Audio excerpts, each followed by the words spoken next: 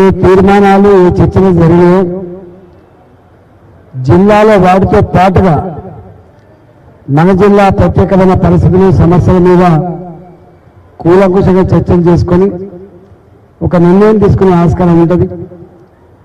ఆ తదుపరి డివిజన్ల వారుగా సమావేశాలు ఏర్పాటు చేసుకొని స్థానికంగా ఉండేటువంటి సమస్యల మీద పరిస్థితుల మీద మనం చర్చించుకుంటాం. మనకు 4 రకాల కర్తవ్యాలు ఉంటాయి. మనది పూర్తి అధికార పార్టీ కాదు, పూర్తి ప్రతిపక్ష పార్టీ కూడా కాదు. మనది కేంద్ర లెవెల్లో దేశాన్ని పాలిస్తున్న పార్టీ భారతీయ జనతా పార్టీ కాబట్టి కేంద్ర ప్రభుత్వం రాష్ట్రాల పరంగా అనేక విధులలో భాగం పంచుకుంటున్నప్పటికీ కూడా కేంద్రమే నేరుగా అనేక రకాల పనులను చేస్తున్న సందర్భం గురించి మీకు తెలుసు. ఇవాళ కొన్ని డిపార్ట్మెంట్స్ అయితే కేంద్ర ప్రభుత్వమే చేస్తుంది. నాకు తెలిసి వెల్ఫేర్ యాక్టివిటీలో కేంద్రం ఎప్పుడు కూడా ప్రత్యక్షంగా ఇన్వాల్వ్ అయిన సందర్భం ఉండదు. రాష్ట్రాలు చేస్తున్న వెల్ఫేర్ యాక్టివిటీలో తన భాగస్వామ్యం, తన షేర్ ఆ పద్ధతిలో ఉంటే తప్ప నేరుగా ఉండేటువంటి పరిస్థితి ఉండదు. కానీ ఈ మధ్య కాలంలో అనేక పథకాలు కేంద్రమే నేరుగా ప్రజలకు అందించే పరిస్థితికి వచ్చింది. రాష్ట్రాలలో అప్పుడప్పుడు అక్కడక్కడ కొంత వెల్ఫేర్ యాక్టివిటీ ఉన్నప్పటికీ కూడా సంపూర్ణంగా లేదు. కొన్ని వర్గాలు విస్మరించబడతా ఉన్నాయి. కొన్ని రాష్ట్రాలు ఎందుకో ఆ వెల్ఫేర్ పట్ల, పేదల పట్ల కన్సర్న్ లేకుండా పోతా ఉంది. మరి ఇంత పెద్ద దేశంలో ఎన్ని లక్షల కోట్ల రూపాయల బడ్జెట్ ప్రవేశపెట్టిన ఈ దేశంలో పేదల పక్షాన మనం కూడా ఆలోచన చేయాలని చెప్పి మొట్టమొదటిసారిగా జన్ధన్ అకౌంట్లు ఓపెన్ చేసి ఇవాళ ముద్రా రుణాల పేట వాళ్ళ కాళ్ళ మీద వాళ్ళు బతికేటువంటి లోన్స్ కావచ్చు. రెండవది మొన్న మనకిచ్చినటువంటి విశ్వకర్మ యోజన కావచ్చు. వాటితో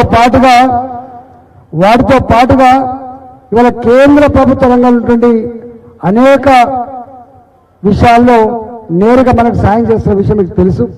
నేను ఒకటే నాయకులకు, కార్యకర్తలకు విజ్ఞప్తి చేస్తా ఉన్నా, కేంద్ర ప్రభుత్వం నేరుగా ఏ పథకాలు అయితే అమలు చేస్తా ఉందో వాటిని కనుక అందిపుచ్చుకొని మనం కనుక పైన దగ్గర పోయి ఇక మేమున్నాం, ఇక మిమ్మల్ని ఆదుకుంటామని చెప్పి రుణాలు ఇప్పించే విషయంలో కానీ, లేదా విశ్వకర్మ స్కీమ్ ఇప్పించే విషయంలో కానీ, రేపు డబుల్ బెడ్రూమ్ల విషయంలో కూడా కేంద్ర ప్రభుత్వమే నేరుగా నిజమైన లబ్ధిదారులను ఐడెంటిఫై చేసి ఇల్లు కట్టించాలని చెప్పి భావిస్తూ ఉంది. కాబట్టి అది చాలా చిన్న ఇష్యూ కాదు. కాబట్టి అంటే ఏ పేదవాళ్ళైతే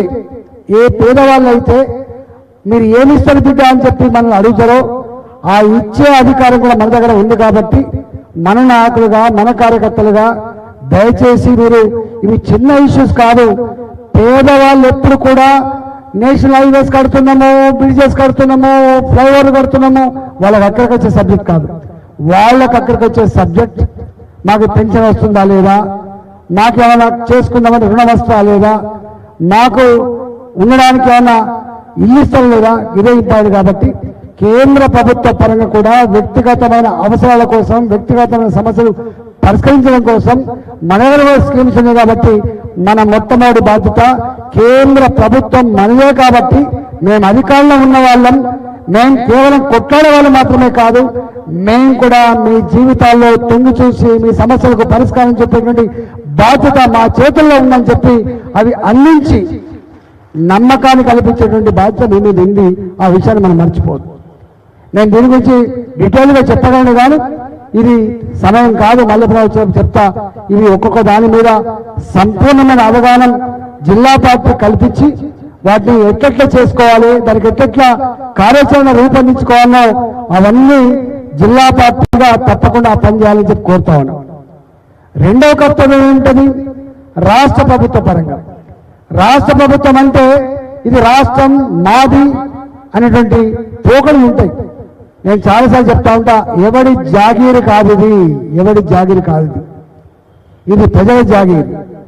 పాలకులు ఎవరైనా కావచ్చు కాక, పార్టీలు ఏమైనా కావచ్చు కాక, కానీ ప్రజల ఆశీర్వాదంతో కేంద్రం కానీ రాష్ట్రం కానీ అధికారంకి వస్తే ప్రజలకు సేవ చేసే కర్తవ్యం ఉంటే తప్ప ప్రజల మీద దాదాగిరి చేసేటువంటి కర్తవ్యం కానీ ఇది నాది నేనిస్తున్నా అని చెప్పి ఇవాళ మాట్లాడే హక్కు ఏ నాయకుడికి ఉండదు, ఇంక్లూడింగ్ ముఖ్యమంత్రితో సహా.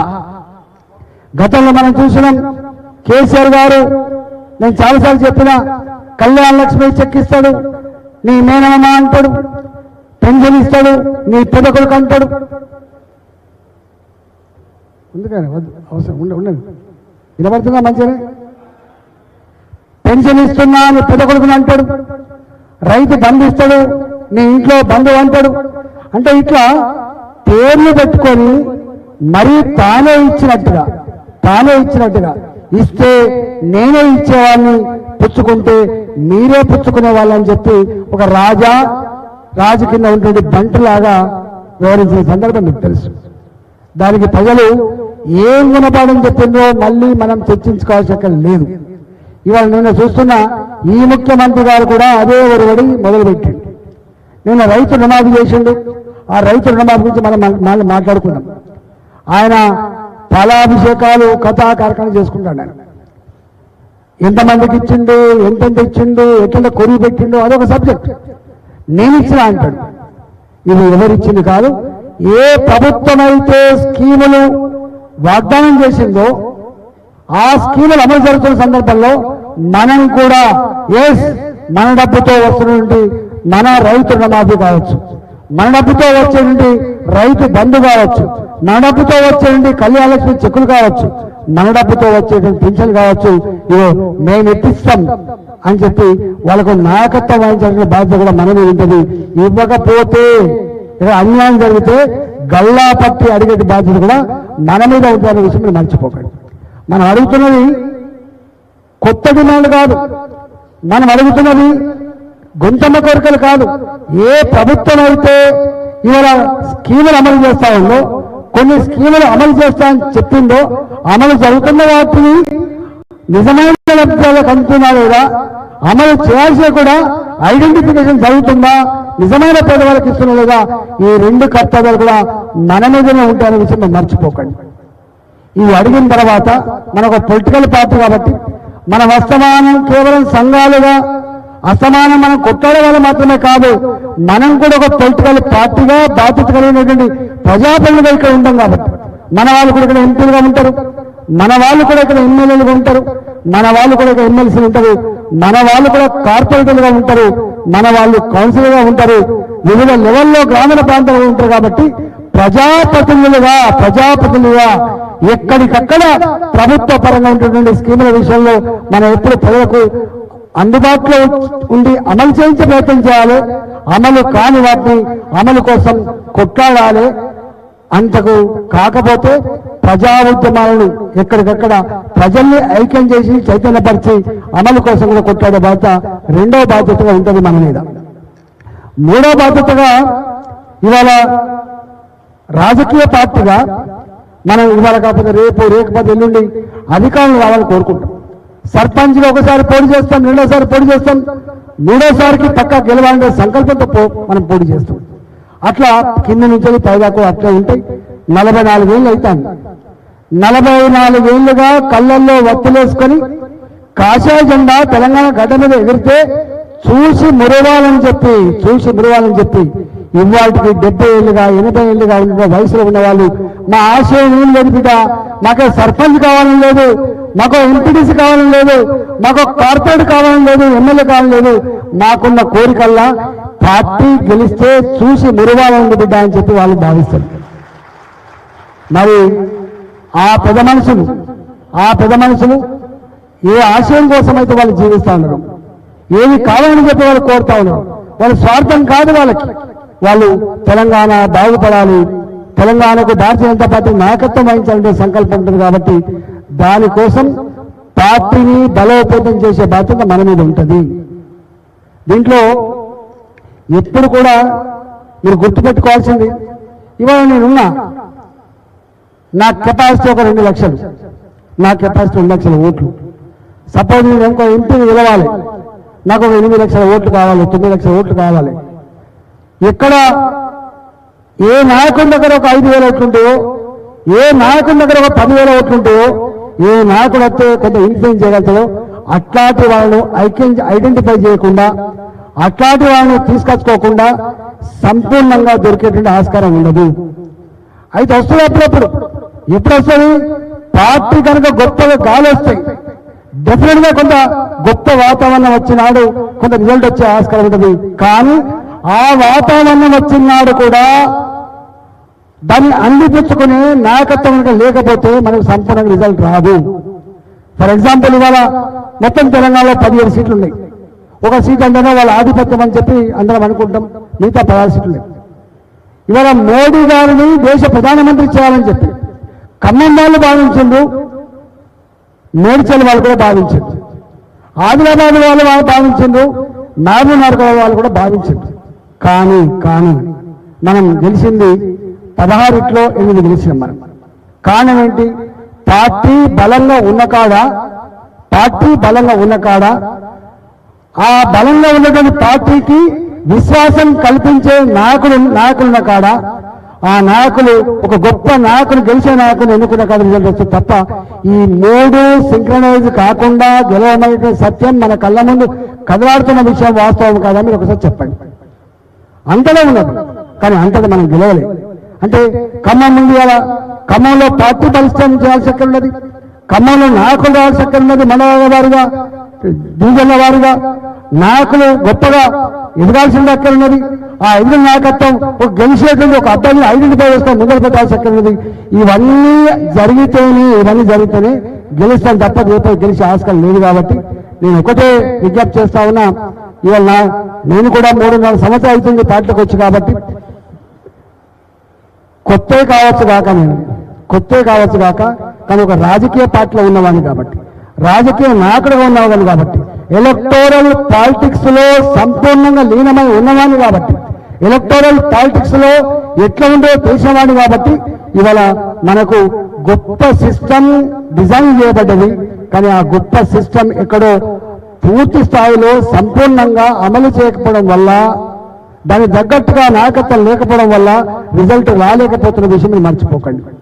దీన్ని సిగ్గుపడాల్సిన లేదు. మనం అంటా ఉన్నాం బూతుల వారుగా 900 ఓట్లు, 1000 ఓట్లు, 1400 ఓట్లు. హైదరాబాద్ అంటున్నాను ఇద్దరు booth convener and co convener ఉన్నాడు, మనకు కో కన్వీనర్ ఉన్నాడు. మరి ఉన్న కాడ ఒక్కొక్కసారి నేను చెప్పడం కాదు, మనకి ఆ బూత్ కమిటీ మెంబర్ లేదా అధ్యక్షుడు ఉన్నాడో అక్కడ ఒక్కొక్కసారి 20 ఓట్లు 30 ఓట్లు వచ్చే ఆస్కారం ఉండదు.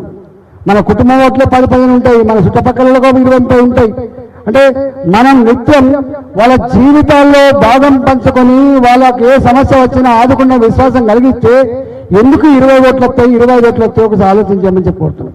అంటే పొలిటికల్ లీడర్ అంటే నిత్యం ప్రజల మధ్యలో ఉంటూ ప్రజలకు విశ్వాసం కలిగించే వాళ్ళని లీడర్ గుర్తుపెట్టుకోండి.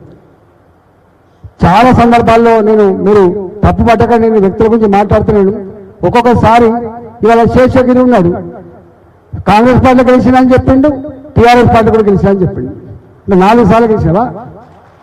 ఎందుకు చెప్తున్నా ఈ మాట అంటే కంటిన్యూస్ గా ఎవరు ఉన్నా లేకపోయినా, ఒక్కొక్కసారి పార్టీ బలంగా ఉన్నా లేకపోయినా, కులం బలం తక్కువ ఉన్నా ఎక్కువ ఉన్నా గెలిచే వాళ్ళు కొంతమంది ఉంటారు.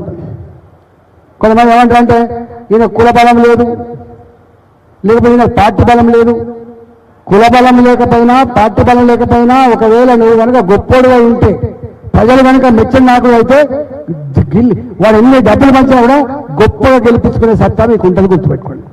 ఇంతకుముందు మీకు తెలంగాణ వ్యాప్తంగా అక్కడక్కడ మన వాళ్ళు సర్పంచ్లు అవుతున్నారు, ఎంపీపీలు అవుతున్నారు, మన వాళ్ళు అక్కడక్కడ జడ్జీలు అవుతున్నారు. అంటే ఆ ఇండివిజువల్ కెపాసిటీ ఉన్న వాళ్ళు చావుగా గెలిచి వస్తున్న విషయం మీ అందరూ కూడా తెలుసు. కాబట్టి నేను అంటున్నా అది ఒక ఆస్పెక్ట్ కావచ్చు, కానీ సంపూర్ణంగా అంతటా రిజల్ట్ రావాలంటే పార్టీ ఏ పద్ధతి అయితే ఇవాళ మనకు అందించిందో ఆ పద్ధతిని తూచా తప్పకుండా అమలు చేయకపోతే అక్కడ మనం గెలిచే ఆస్కారం లేదు.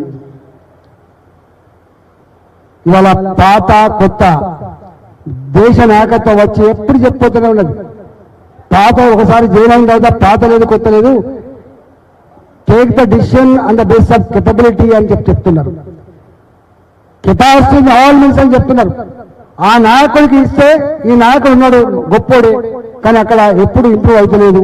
ఒక నాయకుడు వస్తాడు, ఆయన వస్తే ఇంప్రూవ్మెంట్ ఉండేట ఆస్కారం ఉంది, గెలిచే ఆస్కారం ఉంది, పక్కన తీసుకురావాలి, ఇచ్చుకోవాలి, తప్పేం కాదు. లేకపోతే ఇంకా 10 ఏళ్ళున్నా కూడా గట్టిగా ఉన్నప్పుడు కష్టమైతే ఆస్కారం.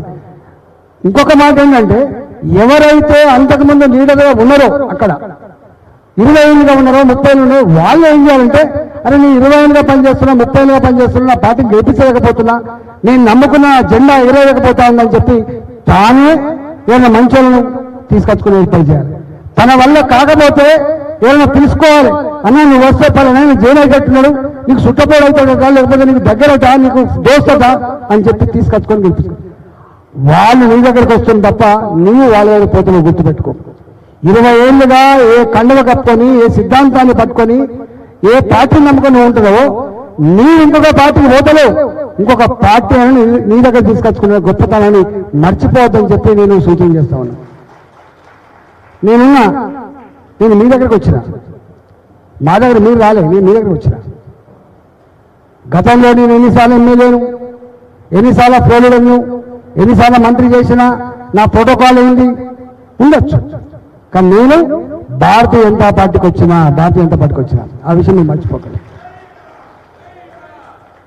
అట్లా మనం గనక బ్రాడ్గా లేకపోతే, మనం గనక పెద్దగా చేసుకోకపోతే సంపూర్ణమైన రిజల్ట్ వచ్చే ఆస్కారం ఉండదు. కాబట్టి దయచేసి ఇవాళ ఇంతెందుకు, ఇక్కడ కూడా మనకు అనేక వార్డ్స్ ఉన్నాయి. ఇప్పుడు మనం ఇదే మెడిసిన్ని మీరు అనాలిసిస్ చేసుకోండి. ఓట్లు ఎక్కడ ఎక్కువ వచ్చినాయి, ఓట్లు తక్కువ వచ్చినాయి, ఎక్కువ వచ్చినా కూడా ఏ కారణాల వల్ల వచ్చినాయి, తక్కువ వచ్చినా ఏ కారణాల వల్ల వచ్చినాయి, what is the reason for it, ఇవన్నీ అనాలిసిస్ చేసుకోండి. సమావేశాలు పెట్టుకునేది మొక్కుబడిగా పెట్టుకొని గుర్తుపెట్టుకోండి. సమావేశం పెట్టుకునేది ఎప్పుడు కూడా మొత్తం సంపూర్ణంగా తర్కించుకొని ఎట్లా పురోగమించానో ఆ పురోగమనం కోసం పెట్టుకునే తప్ప మొక్కుబడిగా రాష్ట్ర పార్టీ సమావేశాలు అయినాయి కాబట్టి మొక్కుబడిగా జిల్లా సమావేశాలు అయితే మొక్కుబడిగా అవసరమైతే ఒక రోజులో పెట్టుకున్నాం, అవసరమైన 2 రోజులు చర్చించుకున్నాం, సంపూర్ణంగా చర్చించుకున్నాం. కానీ ప్రతి సమావేశం కూడా ఒక పురోగమనానికి మెట్టులాగా ఉండాలి, అదొక అడుగు ముందుకెళ్ళాలి తప్ప ఊరికనే పెట్టుకునే దానికోసం కాదనే విషయాన్ని గుర్తుపెట్టుకోమని చెప్పి నా అనుభవంగా చెప్తా ఉన్నాను. నేను 4వది, ఇవాళ సమస్యలు ఉంటాయి, కొన్ని సార్లు నువ్వు చేయలేవు. కానీ ప్రజలకు ఏమిటంటే, మీరు ప్రజల సైకాలజీ చెప్తారండి. నువ్వు ప్రయత్నం చేస్తావు, పెన్షన్ కోసం ప్రయత్నం చేస్తావు, కళ్యాణ లక్ష్మి కోసం ప్రయత్నం చేస్తావు, రోడ్డు కోసం ప్రయత్నం చేస్తావు, ఒక బోర్డు కోసం. కాని పక్షంలో 10 మంది పోయి చేయొద్దు పని, 50 మంది పోయి చేయొద్దు. మనం కూడగట్టుకోవాలి. ఇలా మొత్తం కుత్బుల్లాపూర్ నియోజకవర్గంలో ఏ డివిజన్లో ఒక సమస్య వస్తే ఆ డివిజన్లో బలం కనుక లేకపోతే మొత్తం కుత్బుల్లాపూర్లో ఉన్న లీడర్షిప్ అంతా కూడా కదిలిపోయి 500 మంది నా కొడుక ఏం సంగతి అని చెప్పి దరిగీసి కొట్లాడుతున్నారు తప్ప ఇంపాక్ట్ లేకుండా ఎన్ని చేసినా లాభం లేదు. ఉద్యమాలు ఎప్పుడు కూడా ఇంపాక్ట్ ఉంటుంది. ఉద్యమాలు కేవలం పేపర్లు 2 లైన్ల కోసం చేయం. ఉద్యమాలు కేవలం మనంగా చేసుకొని సోషల్ మీడియా పెట్టుకోవడం కోసం చేయం. ఉద్యమాలు ప్రజలు గుర్తించేదిగా ఉండాలి. ఉద్యమాలు దేనికోసం చేస్తున్నావో, ఉద్యమాలు ఎవరి మీద కొట్లాడుతున్నామో వాళ్ళని కదిలించేదిగా ఉండాలి తప్ప వీళ్ళు గిట్నే వస్తారు 10 మంది చేస్తారనే పద్ధతిలో ఉంటే మాత్రం నువ్వు ఎన్ని చేసినా బూడిద పోయిన పన్నీరు తప్ప దాని ఇంపాక్ట్ మాత్రం ఉండదని చెప్పి మనం చేస్తున్నాం. ఇవాళ నీకు ఒక ఎంపీ వచ్చి నేనున్నా, డెఫినెట్గా సమస్య ఉంటే చెప్పండి, మొత్తం కూడగట్టుకుందాం. 2 లేట్ అయినా పడలేదు. ఒక మన బాలాజీ నగర్ ఉంది, బ్రహ్మాండంగా పోయింది వాళ్ళు, ఒక 100 మంది మళ్ళీ ధర్నా పెట్టింది. అంటే స్పాంటేనియస్ గా వచ్చే ధర్నాలు కానీ, స్పాంటేనియస్ గా వచ్చేటువంటి ఉద్యమాల్లో కానీ మనం అప్పటికప్పుడైనా కూడా అందరం ఫీల్ చేసుకోవాలి తప్ప అక్కడ పార్టీ ఎదిగితే నువ్వు ఎదుగుతున్న విషయాన్ని మీరు మర్చిపోవద్దు. అంత మంచిగా లేకుండా కేవలం నా పూతలు మాత్రం బ్రహ్మాండంగా ఓటొస్తాయి, గెలుతా నీ పూత ఓటొస్తావు కార్పొరేటర్, నా డివిజన్ ఓట్లొస్తే గెలుతా, నేనైతే గెలుతా, మరి నీ డివిజన్ గెలుతా, నువ్వు ఎమ్మెల్యే గెలుతావా? నా నియోజకవర్గంలో గెలిస్తే చాలు, మరి 7 నియోజకవర్గాల్లో ఎప్పుడు గెలుస్తావా? అంటే మనం ఎట్లున్నారంటే మనం గెలవాలి, మనం ఎదగాలి, మన పక్కోడు కూడా ఎదగాలి. నేను మాత్రం మంచి లీడర్ అయినా, నాకు మాత్రం మంచి గుర్తింపు వచ్చింది, నాకు మాత్రం గౌరవం వచ్చింది, నన్ను మాత్రం మీటింగ్ శబాష్ అంటే శబాష్ అనాల్సింది. వాళ్ళ ప్రోగ్రాం ఎక్కడ జరుగుతలేదో, ఎక్కడ కలుగుతలేదో వాళ్ళకు ఇన్స్పిరేషన్గా ఉండేటువంటి చర్యలు కూడా మీటింగ్లలో ఉండాలని చెప్పి నేను కోరుతున్నా. ఇవాళ ఏ బూతులైతే బ్రహ్మాండ మాట వచ్చిందో తీసుకురావాలి, సన్మానం చేయాలి. ఏ డివిజన్లో అయితే గొప్పగా ఉద్యమాలు చేస్తా ఉన్నారో సన్మానం చేయాలి, దాన్ని ఇతరులకు అందించే ప్రయత్నం చేయాలి. అట్లా లేకపోతే మనం ఎదిగేటువంటి ఆస్కారం లేదు. కాబట్టి తప్పకుండా ఉద్యమాలు కూడా తొందరపడాల్సక్కర్లేదు, డిజైన్ చేసుకోవాలి. అసలు ఎక్కడో పోవాల్సక్కర్లేదు, రాష్ట్ర పార్టీ చెప్పాల్సి అక్కడ లేదు. ఈ డివిజన్లో మోడీ ప్రాబ్లం ఉంటే రాష్ట్ర పార్టీ పర్మిషన్ అక్కర్లేదు. ఈ డివిజన్లో రోడ్డు ప్రాబ్లం ఉంటే రాష్ట్ర పార్టీ అక్కర్లేదు. నియోజకవర్గంలో ఉన్న వాళ్ళు కూడబెట్టుకోవాలి, ఆ డివిజన్లు అందరినీ కూడగట్టుకోవాలి, చేసుకోవాలి. జిల్లా పార్టీ కూడా అక్కర్లేదు, గుర్తుపెట్టుకోండి. కాబట్టి దయచేసి ఇవాళ పార్టీ కార్యక్రమాలని ఎఫెక్టివ్గా ఎవరి మీద చేస్తున్నా వాళ్ళు కదిలించదుగా ఉండాలని చెప్పి నేను మనం చేస్తా ఉన్నా. కేవలం అలా పెట్టుకొని మనం ప్రచారం చేసుకోవడానికి తోడ్పడింది ఒక సూచన. రెండో సూచన ఏంటంటే ఇన్ని మోర్చాలు ఉన్నాయి, మనకు ఇన్ని మోర్చాలు ఉన్నాయి. మోర్చాలు వాళ్ళ ఇష్యూస్ మీద, బీసీ మోర్చా ఉంది, బీసీల ఇష్యూ మీద పోతుంది కావచ్చు, మహిళా ఇష్యూ ఉన్నది, మహిళా మోర్చా ఉంది, మహిళా ఇష్యూ పోతుంది కావచ్చు. కానీ కేవలం మహిళా మోర్చా మీద వదిలిపెట్టద్దు, కేవలం బీసీ మోర్చా మీద వదిలిపెట్టద్దు. పార్టీ యంత్రాంగం అంతా కూడా కలిగి వాళ్ళ మోర్చాల కార్యక్రమాలు కూడా గొప్పగా ఎఫెక్ట్గా జరిగేటట్టు చేయాలి. ఇది మా మహిళా మోర్చాలకు సంబంధం లేదు, ఇది బీసీ మోర్చా, బీసీలో పాల్గొంటారు. ఎక్కడ అంటే బీసీల ఇష్యూస్ లో మనం సపోర్ట్ చేయమా పార్టీగా? మహిళల ఇష్యూలో పార్టీ సపోర్ట్ చేయదా పార్టీగా? మహిళలు ఉంటారు, మహిళా మోర్చా దానికి లేదు తప్ప పార్టీ మొత్తం ఇన్వాల్వ్ కాకపోతే సక్సెస్ అయ్యేటువంటి ఆస్కారం లేదు. కాబట్టి మోర్చాల పరంగా చేసిన యాక్టివిటీలు కూడా పార్టీ సంపూర్ణంగా ప్లాన్ చేయాలి, పార్టీ యంత్రాంగాన్ని మొత్తం ఇన్వాల్వ్ చేయాలి, ఆ ఇంపాక్ట్ ఆ రిజల్ట్ తీసుకోవాలని చెప్పి నేను ఒక సూచన మాత్రం చేస్తా ఉన్నా మల్లారెడ్డి గారు. ఇవాళ రాష్ట్రంలో మొన్న తీర్మానం ప్రవేశపెట్టిన చాలా పెద్దలు మాట్లాడింది. నేను రెండో మాటలు చెప్పిపోతా, టైం కూడా అయింది, అక్కడ మంది వచ్చిందట. మీరందరూ గమనించవలసింది దయచేసి, నాయకులుగా ఎంత పైకి వస్తా ఉంటే అంత గొప్ప వాళ్ళు అవుతారు. నేను ఒక చిన్న ఎగ్జాంపుల్ గతంలో చెప్పినా మళ్ళీ చెప్తున్నా, మీరు తప్పు పట్టా చూసినా కేంద్రంలో నరేంద్ర మోడీ గారే ప్రధానమంత్రి.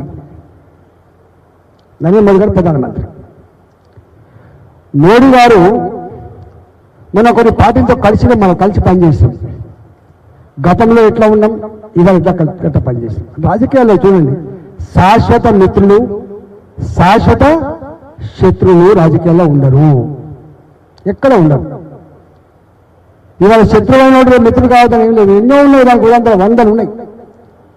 కానీ ఇక్కడ మన కింద పోతా ఉంటే ఆయనతో మాట్లాడని, గాంధీ గారికి రాని నేను, ఆయన ఇంటికి రాని అంటమానమా ఉంటుంది అట్లా. వితిన్ ద పార్టీలో ఉండదే పోం పాడై, జెండా ఒకటే, పార్టీ ఒకటే, బాధ్యత ఒకటే, ఆశయము ఒకటే. కానీ ఒకరింటికి గడిపోవు ఉంటే వాకట్లా. ఇక ఒకరింటికి మనం ఒకరు పోకపోతే ఇక బయట ఇంటికి ఎక్కడ పోతాను, ఎక్కడికైనా పోతే కానీ అక్కడ రానంటాం. పొలిటికల్ లీడర్గా బాధ్యత ఉన్నప్పుడు డెఫినెట్గా నీ వ్యక్తిగతమైన స్వీయ మానసిక ధోరణిలో కాకుండా పార్టీకి కనుక అక్కడికి వస్తే, పార్టీ కనుక అవసరం ఉంటే పార్టీ ప్రకారంగా యాక్ట్ చేయడమే నీ కర్తవ్యంగా ఉంటుంది అనే విషయం మీరు మర్చిపోకండి. నాయకుడు కాదు, నాయకుడు పార్టీ పెద్ద అందరినీ కలిపేవాడు, ఇచ్చగొట్టేటోడు కాదు, సంకుచితంగా వివరించేటోడు కాదు. పార్టీ పెద్ద అందరికీ ఆదర్శవంతంగా ఉండాలి. స్పోర్ట్స్ మెన్ స్పిరిట్ అని చెప్తాం. చూసిన ఓడిపోయిన గెలిచిన అప్పటికప్పుడే తక్కువ బాధ మీద కొత్తారు, అభినందించుకుంటా ఉంటాం. ఒక కల్చర్ ఎంత గొప్పగా ఉంటే నాయకుల్లో ఆ పార్టీ అంత గొప్పగా ఎదిగే ఆస్కారం ఉంటుంది. మనం కనుక అది ఆచరించకపోతే మనం ఎదగని, మన పార్టీ ఎదగదు. నేను మొన్న చెప్పిన అందరికీ అభిమానం ఉంటారు, మల్లారెడ్డి గారికి అభిమానం ఉంటారు, జేసీ గారికి అభిమానం ఉంటారు, శిల్పారెడ్డి గారికి అభిమానం ఉంటారు, అభిమానం ఉండాలి, జిందాబాద్ కొట్టు. కానీ పార్టీని మర్చిపోకు, పార్టీని మర్చిపోకు, పార్టీకి డ్యామేజ్ అయ్యే పని చేయకు. పెట్టు శిల్పారెడ్డి గారి ఒక ఫ్లెక్సీ, అభ్యంతరం లేదు. పెద్దలు పెట్టుకో ఫోటో, అభ్యంతరం లేదు. ఆయన మంచి పని చేస్తే పోస్ట్ పెట్టుకో, అభ్యంతరం లేదు. కానీ ఇతరులను విమర్శించే అధికారానికి లేదు, గుర్తుపెట్టుకో. ఇతరులను చిన్నగా చూసే అధికారానికి లేదు, గుర్తుపెట్టుకో. నీ చర్య నీ నాయకుల దృష్టిలో గొప్పవాడిగా నువ్వు చలమవుతుండొచ్చు, కానీ పార్టీకి డ్యామేజ్ అవుతున్న ఆస్కారం ఉంటుంది, గుర్తుపెట్టుకో. నాయకుడు అనేవాడికి క్యాడర్ లేకుండా నాయకుడు ఉండడు. నాయకుడు ప్రతి నాయకుడు క్యాడర్ ఉంటుంది, ప్రతి నాయకుడికి అభిమానం ఉంటుంది. కానీ ఆ అభిమానం పార్టీకి డ్యామేజ్గా ఉండకూడదు. ఆ అభిమానం నాయకుడి మీద ఉందో పార్టీ మీద అట్లే నమ్మకం ఉండాలి, అట్లే విశ్వాసం ఉండాలి, అట్లే నమ్మకం ఉండాలి తప్ప దానికంటే తక్కువ ఉండే ఆస్కారం లేదు. కాబట్టి మనం కొంతమంది అదే పనిగా నేను ఉన్న దీని కోసమే, నేను ఉన్న ఆయన కోసమే పదవి కాకుండా పార్టీ కోసం ఉండే ప్రయత్నం చేయమని చెప్పి నేను కోరుతున్నాను. నా వ్యక్తిగతంగా అభిప్రాయం కాదు, పార్టీ ఎదగాలంటే సూత్రం అన్వయించాలి. తర్వాత మనం కొన్ని సందర్భాల్లో ఈ ప్రోటోకాల్ సమస్య వస్తుంది. ప్రోటోకాల్ సమస్యలో నేను చాలాసార్లు చెప్తున్నా, అవసరమైతే 5 కుర్చీలు ఎక్కువైంది కానీ నారాజ్ చేయకండి. పెద్దవాళ్ళు ఉంటారు, వస్తారు. కొంతమంది అంటారు నీకేం ప్రోటోకాల్ ఉంది. ప్రోటోకాల్ పెద్ద మనిషి ప్రోటోకాల్, అనుభవం ప్రోటోకాల్ అంటే ఒక్కొక్కసారి గుర్తుపెట్టుకోండి. అనుభవం ప్రోటోకాల్ ఉంటుంది, పెద్ద మనిషి ప్రోటోకాల్ ఉంటుంది. 40 ఏళ్ళుగా పార్టీలో ఉంటారు, తప్పేం కాదు. లేదా ఇతర పార్టీలో 20 ఏళ్ళుగా చేస్తారు, అప్పుడు ఆయనకి ఇంకే పదవి రాలేదు. కానీ అవమాన పరిస్థితి ఏముంటాయంటే ఏమైనా వేస్తాడు. వీకే మహేష్ గారు ఉన్నారు. వీకే మహేష్ గారు ఎప్పుడో మున్సిపల్ చైర్మన్ ఉన్నాడు మల్కాజ్గిరి. ఆయన ఎమ్మెల్యేగా పోటీ చేసింది, తక్కువ ఓటుతో ఓడిపోయింది. ఆయనకి ఏ పదవి లేకపోవచ్చు, కొత్తగా వచ్చినాడు. ఆయన కింద కూర్చోబెట్టినా అనుకో, ఏదో చూస్తారు. ఆయన ఏమన్నా మహేష్ అన్నా నువ్వు ఇంత పై నిలబడి ఉంటుంది, నేను కిందనే కూర్చోబెట్టింది కదనే, నీకంటే చిన్నవాళ్ళు, నీ కళ్ళ ముందు ఎదిగిన వాళ్ళు అంత పైన ఉంటే నువ్వు కింద నువ్వు అంటారు. అంటారా అవన్నీ చెప్పండి. ఆయన పైన కూర్చోబెట్టుకుని ఇంత గౌరవం. ఇతర పార్టీల నుంచి వచ్చిన వాళ్ళ అనుభవం ఉన్న వాళ్ళైతే, వాళ్ళు గతంలో ప్రజలను గెలుచుకున్న వాళ్ళైతే, ప్రజానాయకులకు ఉన్న వాళ్ళైతే నువ్వు పిలుచుకుంటే పార్టీ గౌరవం తనకు మాత్రమే కాదు, తనకు కూడా ఇంత గౌరవం వస్తుంది. అది బయట పోయి అరే మహేష్ అన్న పోయిండు పాపం ఈ పార్టీ 40 ఏళ్ళు ఉన్నాడు, ఆ గౌరవం అక్కడ పొందినటువంటి భావన ఉంటుంది తప్ప మీరు గౌరవించకపోతే ఎవరు రారు, గుర్తుపెట్టుకోండి, ఎవరు రారు. అందువల్ల మీరు ఆయన కోసం గౌరవం రేపు పార్టీలో ఇతర పార్టీల నాయకులు రావడానికి, ఇతర పార్టీల నాయకులు మా గౌరవం దొరుకుతుందని అభిప్రాయపడడానికి తోడ్పాటు అందిస్తే తప్ప ఇంకోటి కాదు. ఇంకోటి కూడా మీరు గుర్తుపెట్టుకోవాల్సింది, దుర్భినందం పెట్టి చూడదు నాయకులు అంటే ఇట్లా అట్లా దొరుకుతారా. ఇప్పుడు నువ్వు చూడు, మనం కాదని వాళ్ళు చాలా మంది అలాగే పోయింది కాంగ్రెస్ పార్టీ, మరి అక్కడ ప్రజలతో ఎన్నుకోబడ్డాడు. ఒక్కొక్కసారి ఏముంటుంది, నీకు నచ్చకపోయినా కొంతమంది జైళ్ళలో ఉండి కలిసి వచ్చిండు, వట్టిగా కార్పొరేట్ గెలవలే, ఎంపీలు కలిసి వచ్చిన్నారు. ఏ పార్టీ లేకపోయినా వాళ్ళు ఇండిపెండెంట్ కూడా కలిసి వచ్చింది అంటారు. ఎందుకు మాట్లాడంటే మనకిక్కడ ఒక్కొక్కసారి ఎందుకో మొత్తం భూతాన్ని పెట్టి స్క్రీనింగ్ చేస్తా అంటాం, ఇక్కడ పనికిరాడు, ఆయన పనికిరాడు, ఈయన తీసుకోవద్దు, ఆయన తీసుకోవద్దు. కానీ ఆయన ఇంకో పార్టీ పోతాడు, ఆయన బ్రహ్మాండాన్ని కళ్ళ ముందే ఉంటాడు, గెలిచొస్తాడు. మనకి ఇట్లే ఉంటాం. ఇక్కడ గెలుపు కూడా చాలా కీలకమవుతుంది ఒక్కొక్కసారి. అంటే మొత్తం క్రిమినల్ బ్యాక్గ్రౌండ్ ఉన్న క్యారెక్టర్ లేని దానికి గురించి మాట్లాడుతున్నాను. అంటే మనం తీసుకొచ్చుకుంటప్పుడు మరీ ఒక ఇండస్ట్రీ నుంచి బయటకు వచ్చిన వస్తువులాగా అది ఇంత దయా ఉంటుంది, దీనికి ఇంత ఇది ఉంటుంది, ఇట్లా కాదు చూసేది. రంగాన్ని చేయకండి. నిర్వాణం పొందే నాయకులకు ఎదగాలి. ఆ ఎదగాలంటే ఏం చేయాలి, మనం కొంతమందిని చూసి నేర్చుకోవాలి. అవన్నీ అవలంబిస్తే సాధ్యమైంది. కాబట్టి దయచేసి నేను మళ్ళీ పుస్తకం మాట్లాడతా, టైం 1 గంట అవుతుందా. నేను చెప్పింది నేను పెద్దనగా చెప్తున్నా, గుర్తుపెట్టుకోండి. నేను అన్నగా చెప్తున్నా, మీరు తప్పటకండి. రేపు మనం ఇక్కడ నా ఆశయం ఏమున్నది, రేపు జిహెచ్ఎంసీ పరిధిలో 48 డివిజన్లు ఉన్నాయి, అంతేనా? 48 అనుకుంటా ఇక్కడ పార్లమెంట్ పరిధిలో. అంటే 9 అవి లేవా? అరే మనకు కంటోన్మెంట్ 9 డివిజన్ లేదా? నాదైతే 10 లెక్క అదే కదా, నీ లెక్క 5, నా లెక్క 7. నీ పరిధి నువ్వు చెప్తున్నామా, నా పరిధి నేను చెప్తున్నా. నా పరిధి 48. అది వేరుగా చెప్తున్నా. 48 డివిజన్లు, 10-11 మున్సిపాలిటీలు, 3 కార్పొరేషన్లు, 5 జడ్పీటీసీలు, 5 ఎంపీలు. ఇవన్నిటి మీద జెండా ఎగిరే తపన నాకు ఉన్నది.